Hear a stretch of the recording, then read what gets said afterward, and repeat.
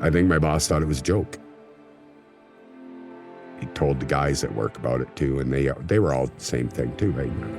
We just seen him yesterday. Like, he was working on the trucks yesterday, doing his job, lifting, pulling, dumping, doing everything. He's fine. Nah, they're just pulling our legs. And that's when they got a hold of my wife, and my wife said, yeah, he's paralyzed. Me and some of my friends, we decided to come out in the backyard, have a fire. My friends decided to leave. And I just decided I was going to stay at the fire. And my daughter come out and told me I should come in the house. And I told her, well, I'll be in shortly. I could hear her moaning through the bedroom window, looking out in the backyard, and I just heard the moaning again, and then I spotted him on the ground. I went running over to him, and he's like, I can't move. So I come running back in the house, booted Darin's door open, told her to call 911. I said, your dad can't move. In London, they had to put plates and screws to reattach my actual head to my body. The amount of damage I did, the one doctor even said to me, he's like, I've never done it where they've survived. Not that much damage.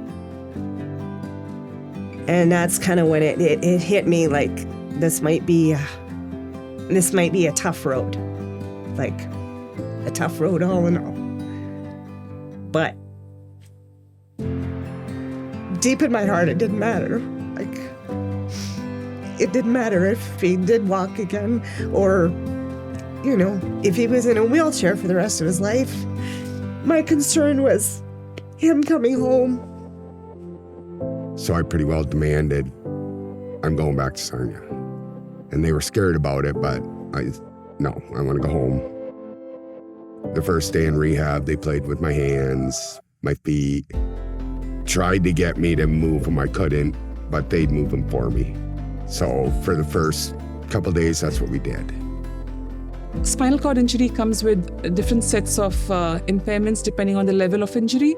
But at the same time, when you get them at the right time in the period of the spinal cord injury, and as they keep working on them, there's a great potential for recovery, provided the patient does what he needs to do at the right time.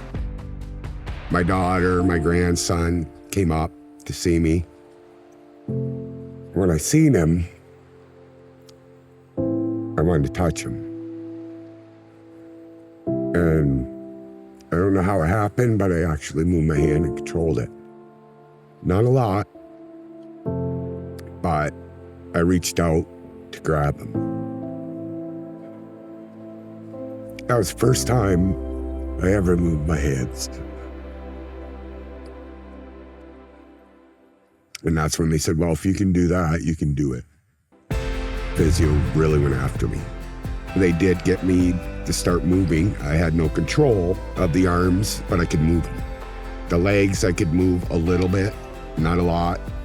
Darin was very determined to walk, be able to walk out of here, actually, and he's very motivated. They stood me up, held me move my legs, helped me move my arms, kept doing that for weeks on end. For a person who had come in lying in bed, not being able to even lift a finger or lift a toe, Darin was one who was always up for anything that we threw at him. Man, they're like, okay, Darin, you're doing great. They figured, you know what? You can probably take care of yourself. June 14th, 8 o'clock in the morning, I was up. All the nurses came in, physio came in, giving me hugs. I fell in love with them all. Inpatient, they couldn't do anything for me anymore. Well, I pretty well beat outpatient now. Haven't been up there in a while, so the next time they see me, I'll be walking. I'll be walking in, giving them hugs, and showing them that all the time they spent with me and all the time that they worked with me, fought with me, that it was worth it. Like, they had me for almost 2 months straight, and when you meet people like that, they're part of your family. I couldn't believe my eyes. When I saw Darin come in, I'm glad I had my sweater on because the goosebumps, they're still there. I was amazed and surprised quite a bit, actually. Thank you for not giving up on him. Thank you for pushing him. I can pick up my own cups. I can feed myself. I can dress myself. It's amazing what a person can achieve if you put your heart and mind into it. And he's an inspiration to many other patients as well. If it wasn't for them keeping him motivated and keeping his spirits up, I don't know where he would be right now. If it wasn't for Sarnia, I would have gave up. I love them girls there.